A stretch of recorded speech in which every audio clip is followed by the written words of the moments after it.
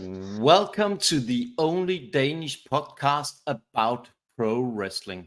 And this is a very, very unique journey that I'm going to take you on because I'm going to take you on a travel into the world of Rika Wildlee, Barker of the Bizarre.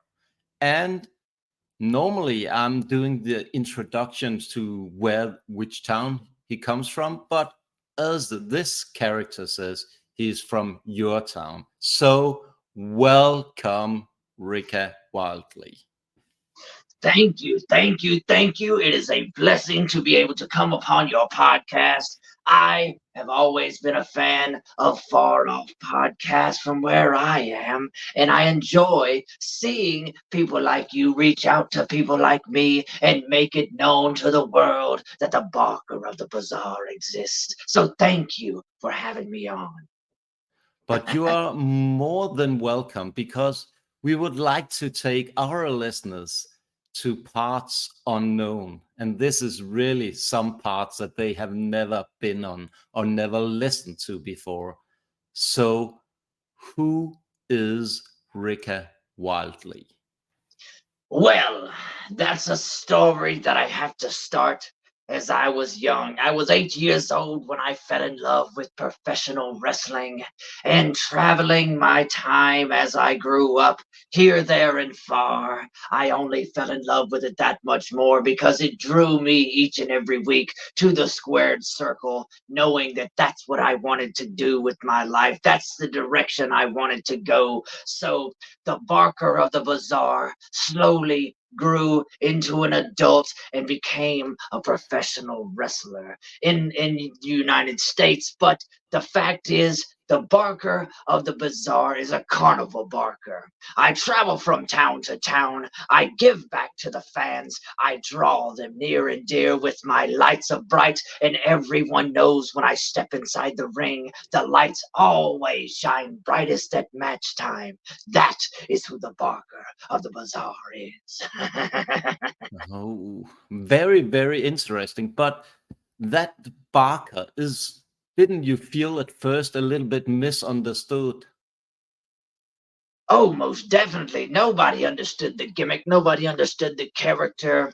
But see, what people, especially the newer generations, really don't understand is that pro wrestling, the pro wrestling that you know and love, that you see on your screen every Monday, started at the carnival. It was a sideshow attraction way back when. It started here where I am. It started as a sideshow attraction, seeing two luxurious characters face each other and do what they do best and captivate the audience. So, with that said, I thought about bringing it right back home to where it all began, the carnival. And that is what I have done.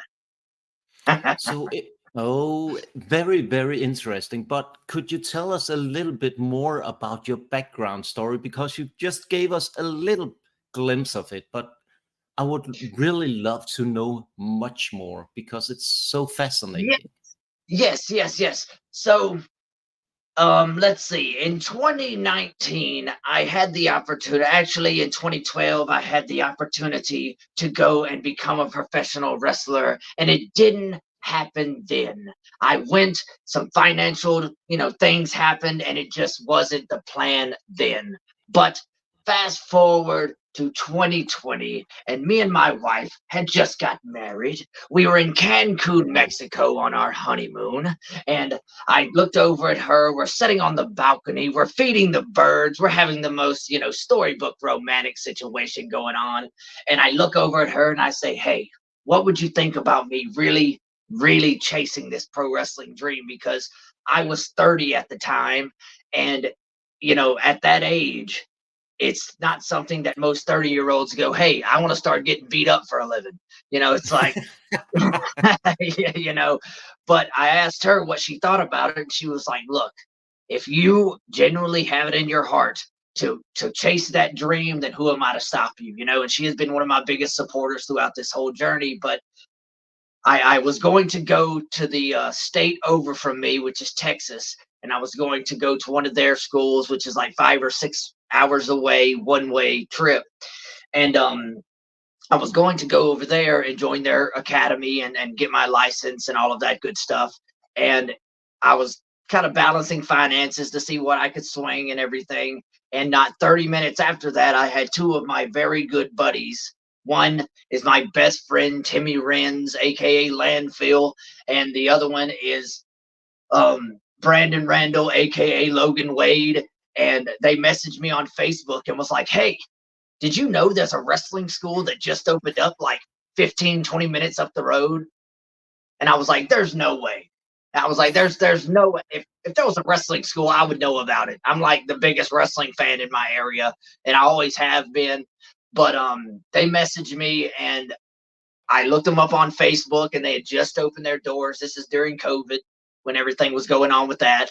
And they had just opened their doors, and me, Logan Wade, and three or four other guys was the first group to go through that school and get our licenses once I got back to the States from Mexico. I went and sat down with the booker of the whole UWE, United Wrestling Entertainment Academy. I went and sat down with him, me, and these other guys, and we all signed up for the school, and the rest has been a uphill journey, I can say, but amazing nonetheless. So that's how Rika Wildlee came to be on your screen now. There you go. Okay, that's fantastic. But Rika, can you indulge us a little bit about how you develop your wrestling style at the wrestling school? But one thing is being a wrestler. You have to have Yes. this unique style of wrestling. Well, it's one of those things, there's been a billion clown gimmicks, okay? But I don't consider myself the average clown like Doink the Clown back in the day and all of that kind of stuff.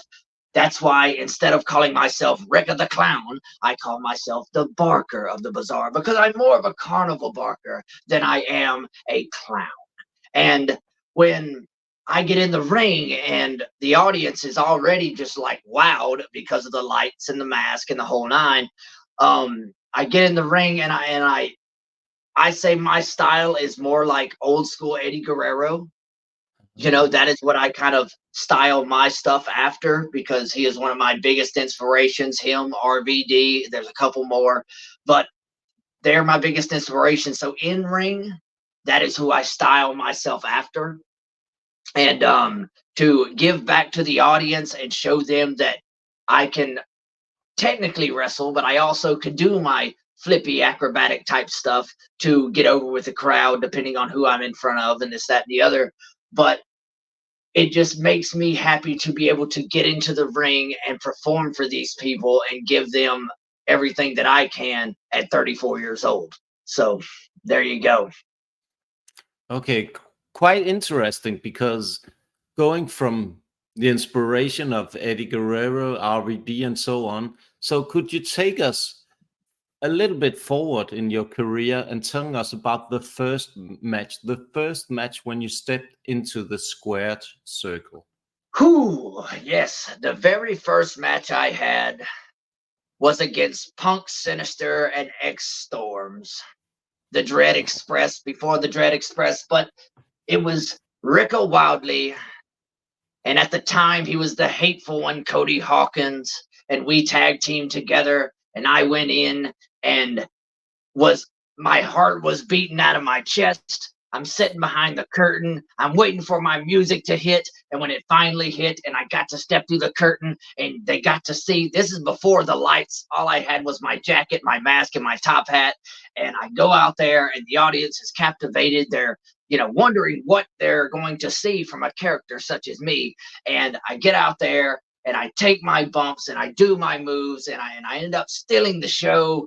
And it just, that right there cemented what I wanted to be 100%. Wrestling has always been there on the forefront, but once I got that adrenaline rush and that little bite from the audience and I got it sunk into my soul, I knew that day that I was like, this is it. This is all I want to do. This is where I want my heart to set for the rest of my life, or at least as long as I can, because I don't know how long my body's going to be able to take it. You never know about your body. But Rika, if you could tell us a little bit more about some of the other matches that have shaped your career as the barker of the bizarre? Oh, yes. Well, one of my favorite matches and the most hardcore match that I've ever had was a Singapore cane match in Center, Texas against the Gatekeeper. Okay. Oh, So me and him have had a 5-match rivalry so far. We went against each other 5 different times. Matter of fact, we're going against each other again in Fort Smith, Arkansas, February 10th. So it'll be oh, our 6th match. And me and him have had a deep set rivalry for a long time. And he is one of my best opponents that I've ever went against, because every time I think I can get one over on him, he always pulls a quick one. He always shows me something that I didn't know about myself, along with his style. So you have people like Gatekeeper that has helped carve who the Barker is, because I always got to pull out something new from my bag of tricks to get over on the Gatekeeper.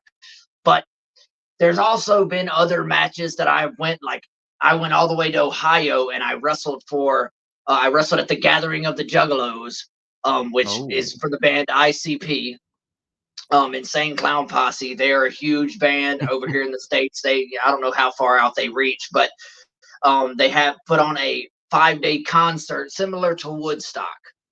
And oh. yeah, and they have a big wrestling event up there, and there was 30 men that got chose out of all the tryouts, which there was a lot of different tryouts. And I was one of the 30, and in 2022 they got picked, and went up there, and there was like 17,000 people, I believe, that was at that event. And that's the biggest crowd I've ever been in front of, and it was just mind blowing, mind blowing. But But why that's did you get picked by that out of all the other wrestlers? What was it well, that they there said was we want Rika? there was tryouts. There was tryouts that Oh, they went up there, they paired everybody up, because like I said, there was a lot of different guys. They only chose 30. They paired everybody up, and they had spectators outside that was looking at your wrestling style, looking at how fluid you was in the ring, looking at your gimmick, looking at what would get over with the fans, especially in a place like that, and everything. And I guess they just liked what they saw as far as how, active I was in the ring, not only mhm. with my moves, but with the crowd as well. You know, and I guess that's one of the reasons I ended up getting chose for the 30-man battle royal at Bloody Mania 2022. So how was that battle royal? How did it Whew. went? It Yeah. well, usually a battle royal or something of the sort, like a Royal Rumble type situation, they usually come out one at a time. Every 90 seconds, you get another opponent come out. This is not the way that one was ran. They put all 30 men in the ring at one time. There was 30 Oh, men inside the ring at one time, and they just said, "Ring the bell, go." damn. Yeah, it was wild, man. It was definitely wild, no pun intended. But it was one of those situations that you just gotta kind of roll with the punches, and there was no real talk before the match happened. It was just like, here's something that they want to do during the match. Here's something that this guy wants to do during the match. But overall, stay in until you feel it deemed necessary to go out.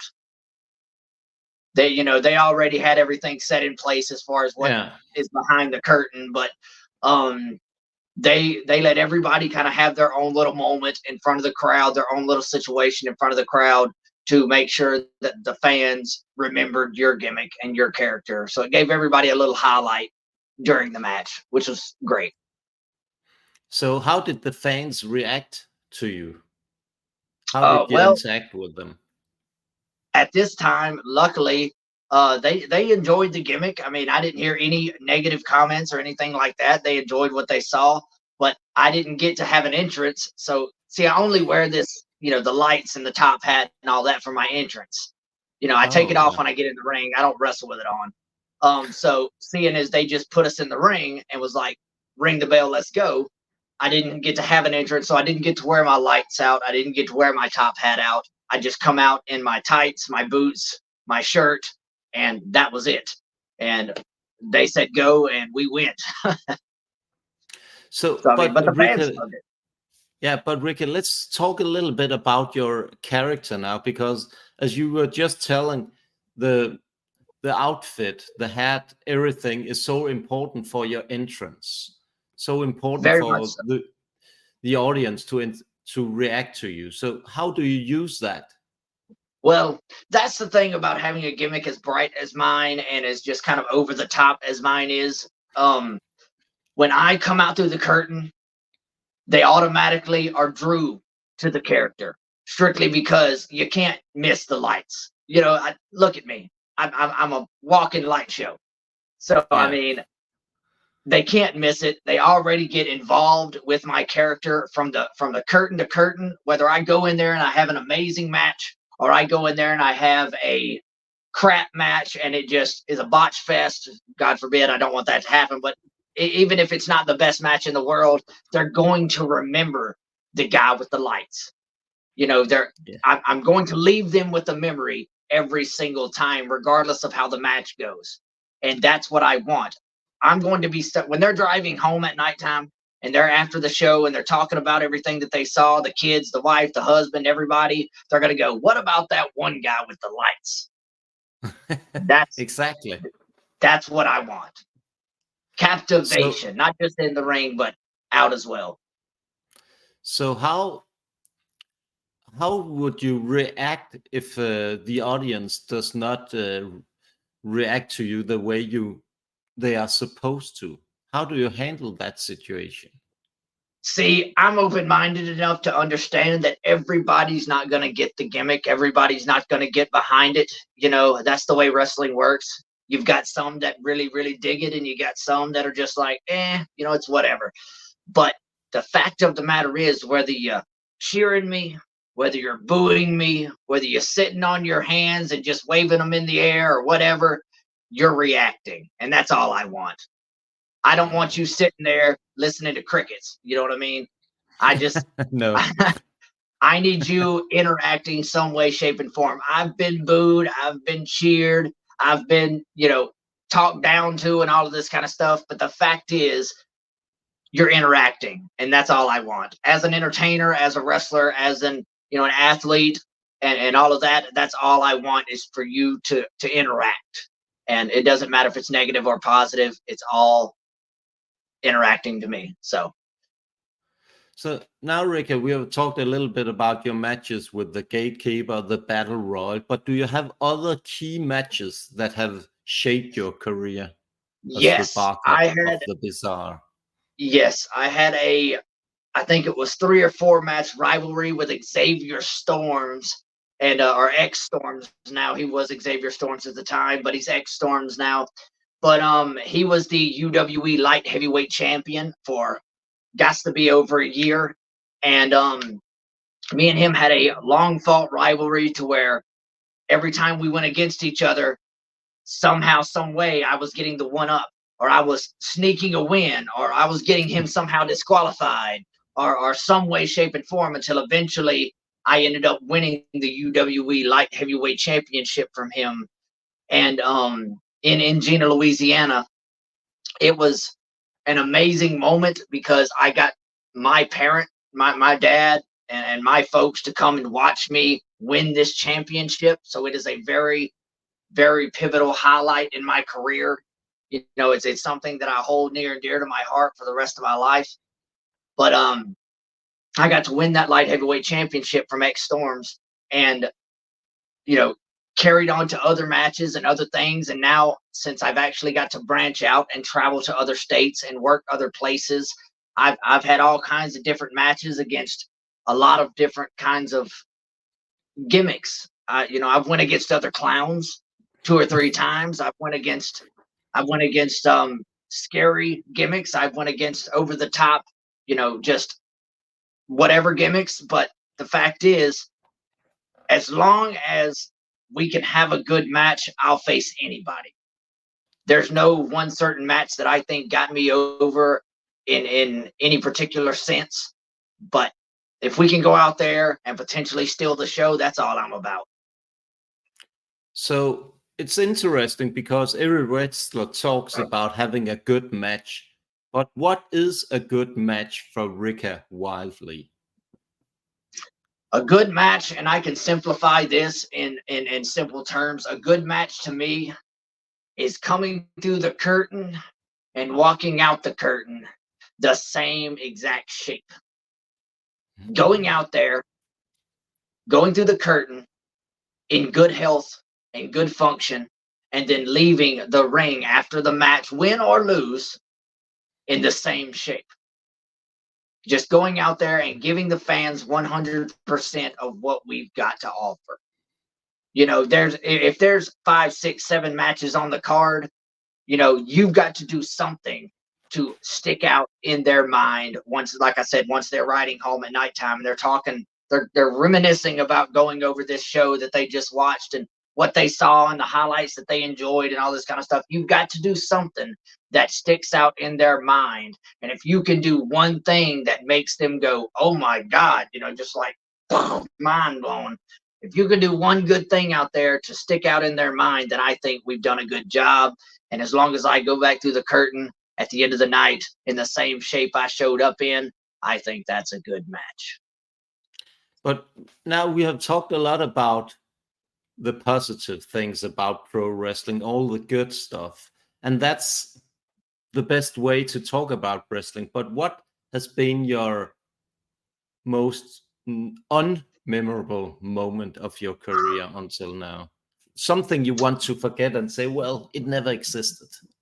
Yeah, well, there's been a couple different shows that I've ended up working that wasn't up to par with what I think I have to offer. And not that it was anything bad, but there's been a couple shows I've worked to where I couldn't really understand the guy I was working because of I'm pretty sure he was a Mexican guy, and he was a Spanish guy, and the language barrier there. The language barrier there, and for us to be talking to each other in the ring about things we're doing and stuff like that, it was just kind of a flip-flop fest, if I could put it like that. And that right there is one of those kind of matches that I was just that I would love to just wipe away, just be done erased. With. Yes, erased. Yeah, yes. Not that it wasn't a good match. It's just I think we could have done way better if we could have had more time to understand each other and could have understood each other a little better. But that's just one of the few that I think that I would like to just erase from my resume per se. Yeah, everything can be erased. Maybe it's not a memorable match or something like that. But now, go on. Yeah, it's one of those things, man. It's just like I said, it's not that it wasn't a good match. It's not that I'm not proud to have wrestled there and all of that kind of stuff. It's just I know that there's certain things that go on in the pro wrestling world. Like I didn't realize this at the time, but a lot of lucha style wrestlers, Mexican wrestlers and things like that work reverse than US wrestlers or other wrestlers. Luchas work everything in reverse. So not being trained in that style, it is a learning curve there. But it's just one of those things, man. That's part of the wrestling business is you got to learn to roll with the punches. Good, bad, or ugly, you got to be able to push through and make the most of it. That's part of it. So how did you overcome that challenge? I just got in there and done exactly what I knew to do and took the bumps exactly as I knew to take them and tried to stay as professional as possible to make the show go on as smoothly as possible, and tried to make sure the fans understood what they were watching, even though I barely understood what I was doing. That's part of wrestling, man, is telling a story. And if you can get out there, and even though the way it goes is if the wrestler doesn't look confused, then the fans don't know he's confused. If you get in the ring and you have no clue what's going on, you're just trying to roll with the punches and go, and you're not slowing down, you're not leaving any empty space to where it looks like you're just lost.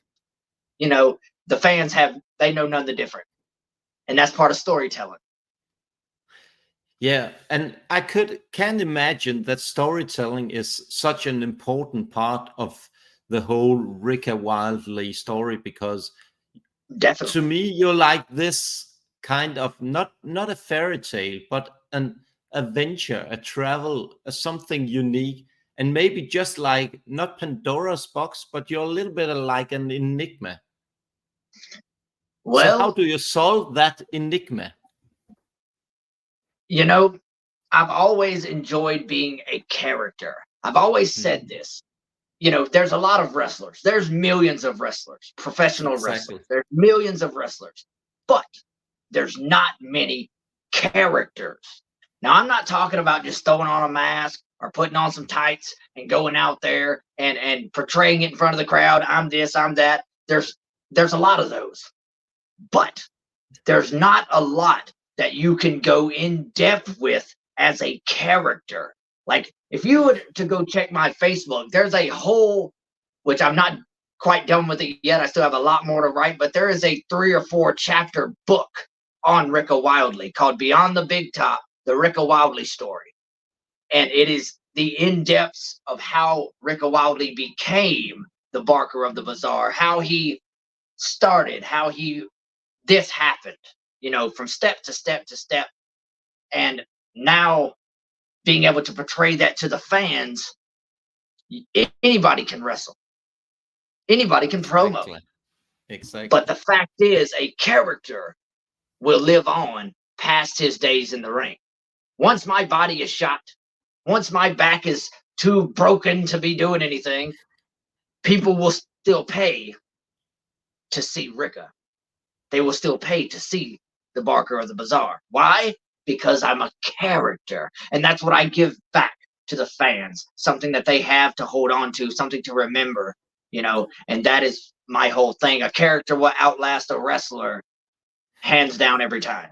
So, Exactly, but I think it's an interesting subject to make. We should probably dig a little bit deeper into that, because, as you were saying, there's a lot of good wrestlers out there, no doubt about that. yes, But there's amazing. not a lot of good characters. Well, So, you think so about it. how do you see this problem in the world of wrestling? Well, I've talked about this on other podcasts before, but think about this. And I know most older wrestling fans, the reason that you got involved as a child, why? Because of the characters that you saw. Ex- You had people like Macho Man Randy Savage. You had people like Doink the Clown. You had people like IRS. Yeah, I mean, there's God knows how many numbers of characters that really drew you to professional wrestling. There's not much of that anymore. This is a whole new generation of wrestling fans that you know, we're having to step to, and we're having to show them a reason to get involved more, not just come and watch two average guys that can throw on some tights and beat up each other. you know exactly. Anybody can throw on tights and boots and get in a ring and throw each other around. But as a kid, as a child, you get up in the morning on Saturday and you watch your Saturday cartoons, and you're eating your bowl of cereal and you're doing all of that good stuff. Think about this. I am every cartoon character that they see. I am every comic book that they have ever read. You know, I'm giving them something that they see on TV and they see in their comic books and they see in the coloring books and everything else and in their cartoons brought to life. That's what I'm Exactly. giving them, you know, and that's what I want to do. I'm a character. So, Exactly. And that's actually so fascinating, and that's why we reached out to you, because we want some unique characters on our podcast. We don't want right. the average wrestler, a good one. We want some characters to tell their story. But Rika, Understood. let's go a little bit, let's talk a little bit about your writing the book of Rika Wildlee, the chapters that you have written until now, and Well, what can we expect in the future from that story?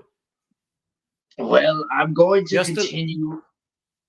I'm gonna give you some highlights. I'm gonna Yeah. continue on. I'm gonna continue on with what I've written so far, but it's basically just telling the story of how the Barker became the Barker and what it holds in the future. Because, like I said, I'm only up to chapter 3 right now. I'm in the process of writing chapter 4, but it takes you from the time. See, in the book, okay, we all know kayfabe is broken, but in the book, okay, it starts out as Richard Wildlee. Richard Wildlee. Okay, he is a family man, an average Joe. He has a 9 to 5 job. He goes out, he works, he does this, that, and the other. And he has a son, he has a wife, and they end up perishing in a fire. He tries to save them. Yes, he tries to save them. It doesn't work out for him. And this book that he always read his son every night before bed was called Beyond the Big Top, The Carnival Awaits. And he takes this book and it ends up perishing in the fire. His wife and kid perishes in the fire. He pushes on, he survived, and he hates on himself because he feels that he could have done more. He didn't have enough time with his family. He could have done more. He goes out one day after, being depressed for a long time, and he goes into this store, and what sits on the shelf?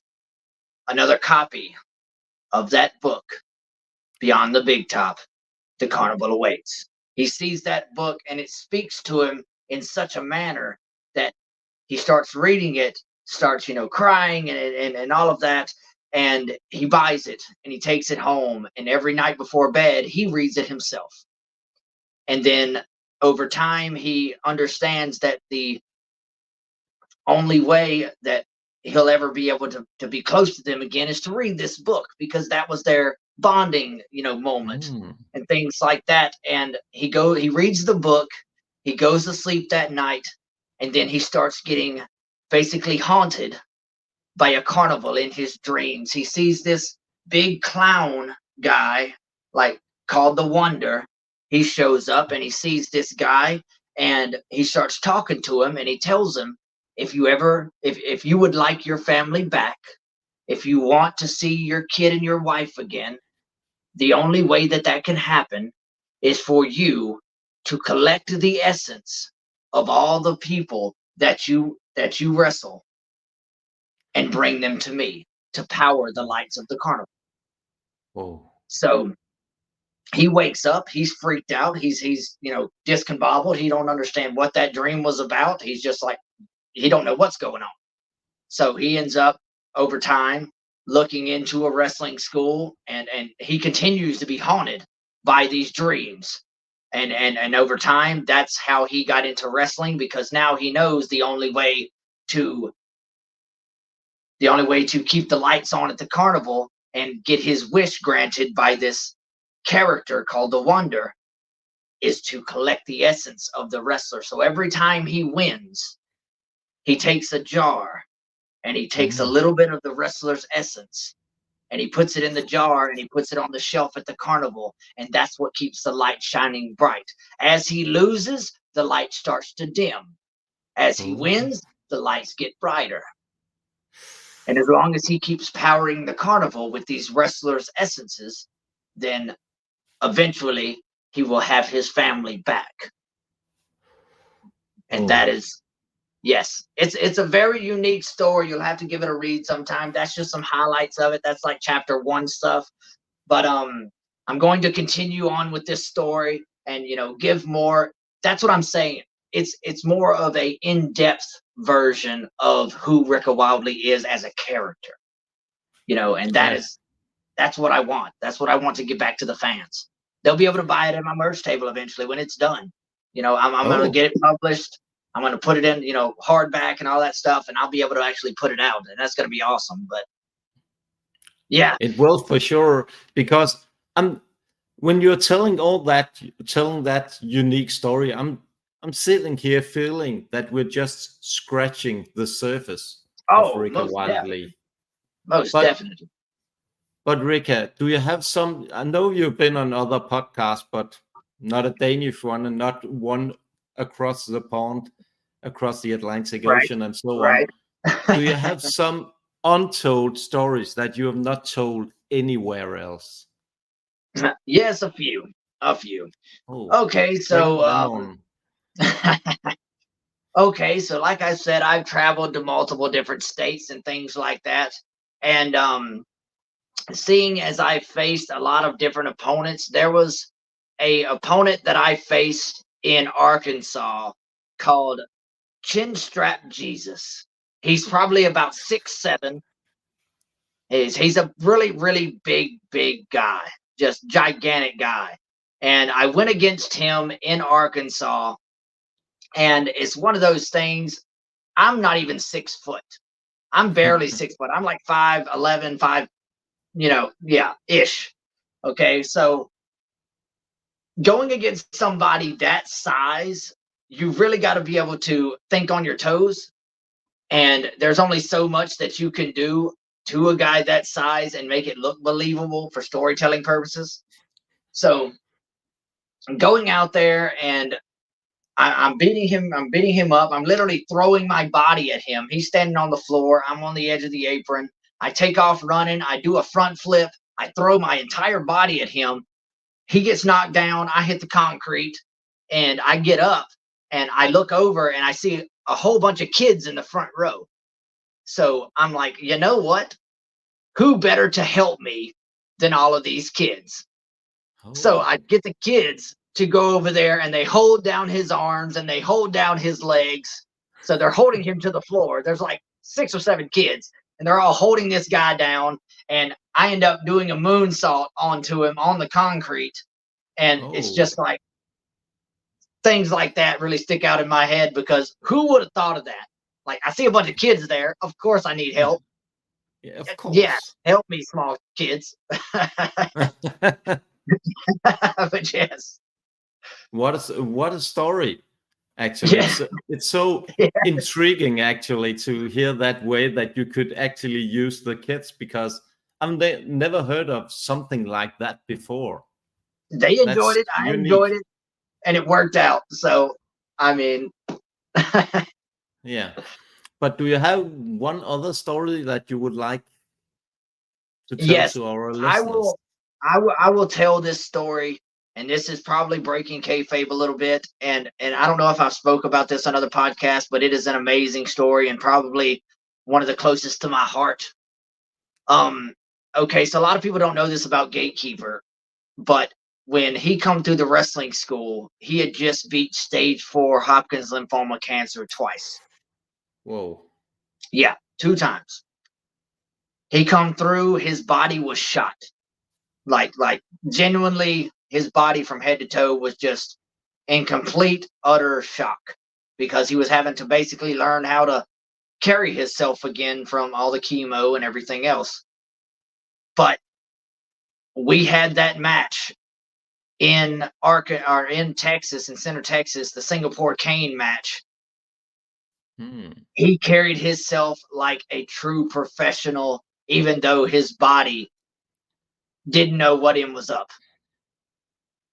And being able to challenge himself to get in the ring and actually put on a banger of a match, knowing that he could barely walk in a straight line or he could barely do anything because at times he could almost never not stand up because his joints were shot from the chemo. He still had a port in his chest while Damn. we were wrestling. Yes, he still had a port in his chest from going to get the chemo and all of that stuff.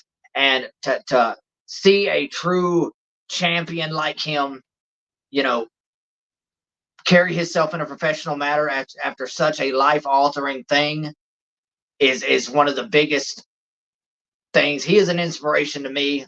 Me and him's had an ultimate rivalry, but I can't say enough about the Gatekeeper because if he can do that, then there's no reason for me to gripe about anything.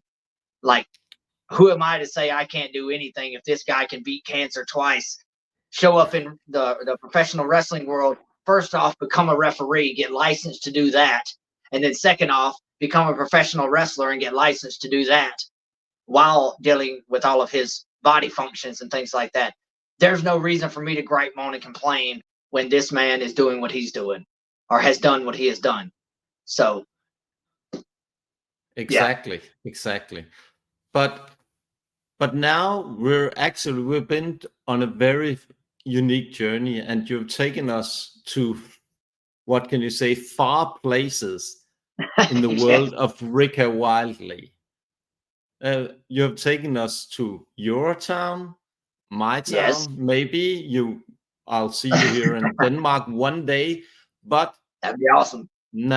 now the stage is yours, as one could say, for some last words of this interview. All right. Well, first off, I want to say thank you for having me on. And I'm going to let everyone out there know across the pond, across the world, know about the Barker of the Bazaar. I am Rika Wildlee. I am the Barker of the Bazaar. I am the brightest light you'll ever see inside the squared circle. I am the one who captivates curtain to curtain, and everyone needs to understand that I have Facebook, Instagram, Twitter, YouTube, Snapchat, TikTok. I've got it all. So there's no way that you can't get a hold of the Barker if you see fit to. Now, the world of professional wrestling has only got a slight little glimpse of the Barker of the Bazaar so far. But with that said, I hope to make it across the world as far as I possibly can, to Denmark possibly. And everyone, Hopefully. when they finally see the bright lights and they finally understand the carnival and the big top has made it to their town, they'll see just the inspiration that I can be. And that is all I want to do inside the professional wrestling world. I want to draw in the next batch of colorful characters as they see to join the professional wrestling world, just as I have. That's all it is to it. Rika Wildlee, thank you so much for being on our podcast. It's been a unique pleasure, a unique Thank you. story, and a really good insight into how important storytelling is in professional wrestling. And we Yes. always have these last words that we're saying in our podcast. Remember, you have to watch wrestling live. And normally I'll finish here, but this is a very unique message to everyone else. You have to go in and look up Rika Wildlee on every social media platform, and we'll drop Yes. some links below in the show notes to everything that you have. So please drop me a message with every link that you have. Definitely. So Definitely. so normally we'll say it again. You have to watch wrestling live. Yes. You have to watch wrestling live. Nothing